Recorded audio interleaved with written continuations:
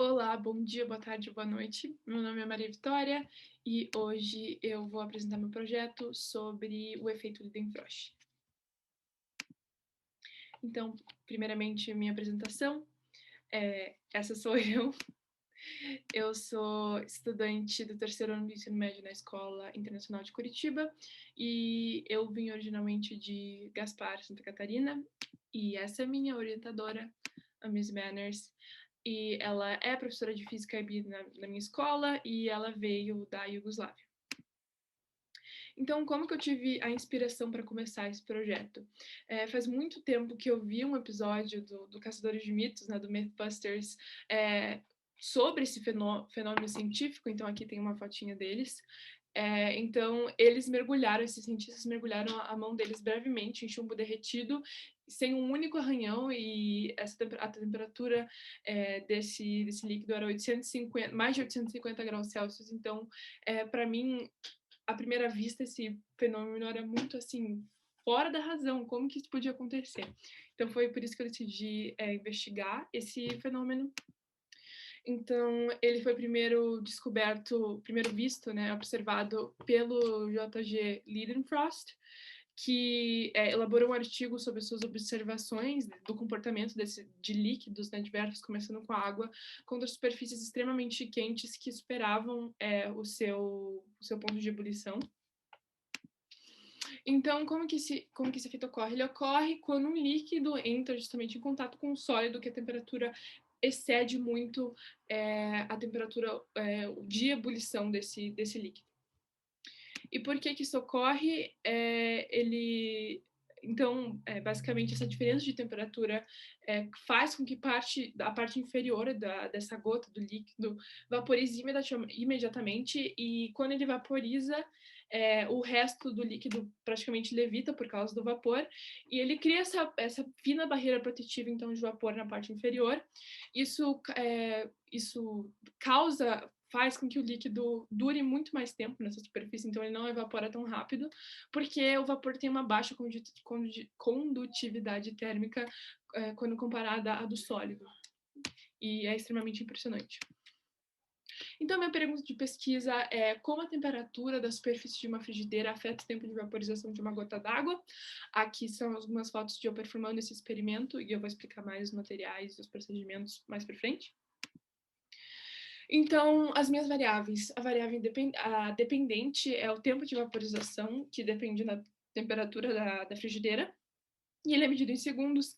Eu fiz isso através de uma análise de vídeo, então o software que eu usei foi o Logger Pro. E foi uma análise contínua de vídeo, então eu peguei o tempo final de cada teste, que é o tempo em que a gota vaporiza completamente, e subtraí do tempo inicial, que é o tempo em que a gota entra em contato com a superfície da frigideira. E aí a variável independente é a temperatura medida em Celsius, e ali são as manipulações de temperatura que eu escolhi 6 manipulações.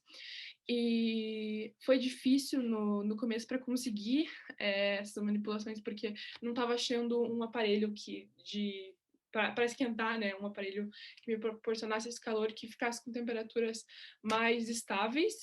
E o mais estável dentre fogão de indução, fogão de chama e chapa elétrica e o bico de Bunsen, foi o bico de Bunsen, surpreendentemente, que me deixou com uma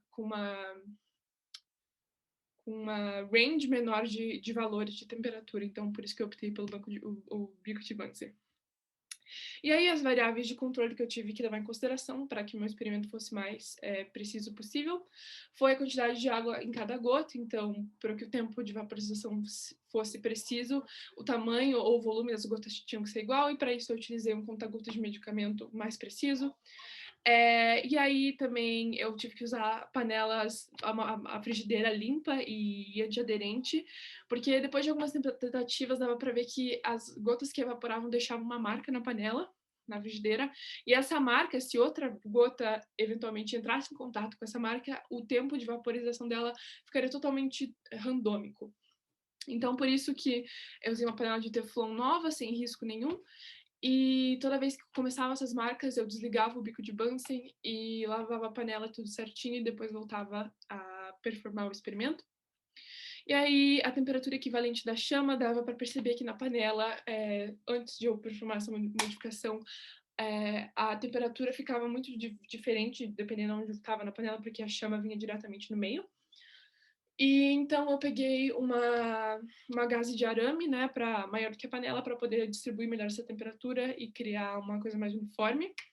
E aí também a altura de liberação da gota, e dependendo da altura que eu liberasse a gota do conta-gotas, ela podia se subdividir em outras gotinhas menores. Então, para isso, eu liberei todas da mesma altura, com ângulo de 90 graus do topo da frigideira. Aí aqui estão os procedimentos e os materiais, aqui dá para ver nessa fotinho alguns dos materiais que foram utilizados. O bico de Bunsen está, obviamente, embaixo da frigideira. Então, basicamente, o procedimento era pegar esse conta-gotas, liberar a gota, assim que ela tocasse na superfície da panela, começar a contar o tempo, e aí o tempo parava quando a gota evaporasse. E eu fiz isso com várias variáveis temperaturas.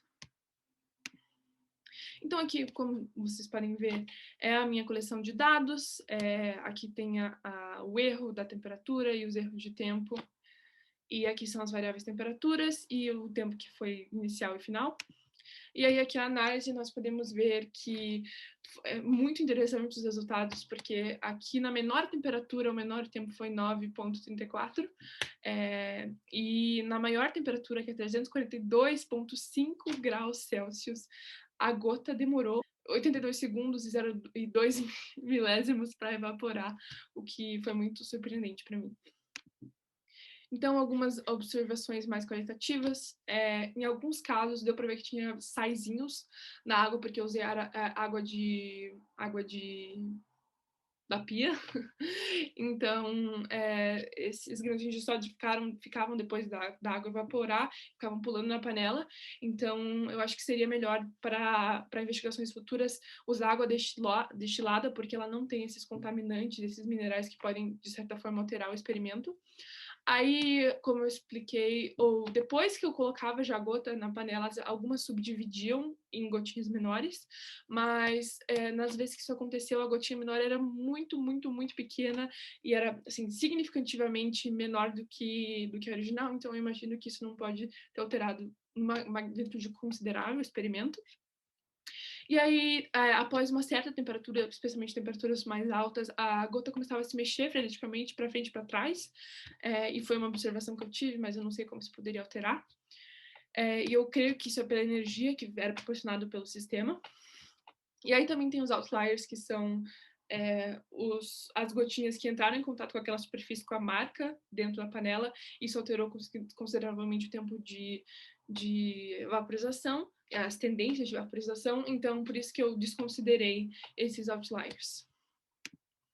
Aqui, resultados e conclusão, o gráfico que eu consegui a partir da minha análise, da minha coleção de dados. Então, esse é o dado da temperatura versus o tempo de vaporização. É uma relação quártica de potência. E aqui é a linearização desse gráfico, então dá para ver que os dados estão bem perto dessa linearização, e a correlação é 0,99, que é muito, muito forte. Quanto mais se aproxima do 1, melhor. Aí eu extrapolei meu gráfico a partir de uma função de potência, e essa foi a função que eu consegui, que se aproxima muito dessa 4,5 vezes 10 a menos 9 vezes t a quarta, e V seria tempo de vaporização e T, temperatura. E aí também, além disso, acho que eu diria que pontos fortes desse experimento seriam que ele cobriu uma gama muito ampla de temperaturas, então de uma temperatura consideravelmente baixa, para onde aconteceu o limiar inicial do efeito de Lindenfrost. Então, essa temperatura começa nesse experimento, começou a partir dos 175 graus Celsius. Então, eu optei por um pouquinho mais alto, 190, para ter certeza que estava ocorrendo. E até a temperatura mais alta, né, que era eu consegui atingir com o bico de Bunsen sem derreter o cabo da panela. Então, isso me permitiu produzir um gráfico de temperatura versus tempo, onde a precisão era muito maior entre a relação dessas duas variáveis. e também me permitiu um forte coeficiente, como eu mostrei, de correlação de 0,99.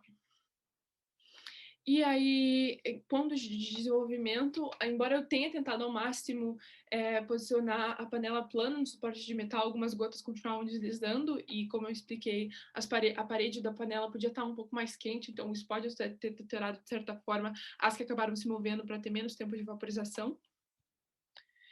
E aí, finalmente, as sugestões futuras.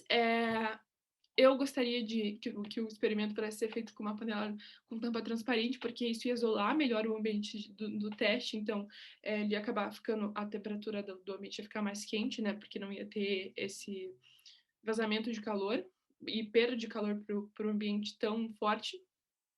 Isso também podia potencialmente levar à diminuição da eficácia da camada protetora do fenômeno. Eu quero testar se isso realmente iria acontecer. E aí também, se possível, o uso de um aparelho que mantenha a temperatura mais constante, sem ter que usar uma faixa de temperaturas, né, como eu tive que usar no bico de Bunsen, mas eu não achei nenhum outro equipamento que conseguisse isso, então seria interessante explorar no futuro também. E aí, uma panela maior e com temperatura uniforme, eu tentei temperatura uniforme, também permitiria que as gotas não, se deslizassem, não entrassem em contato com a parede da panela e da frigideira. Então, esse é o meu projeto. Eu agradeço muito por você ter visto até aqui. Muito obrigada.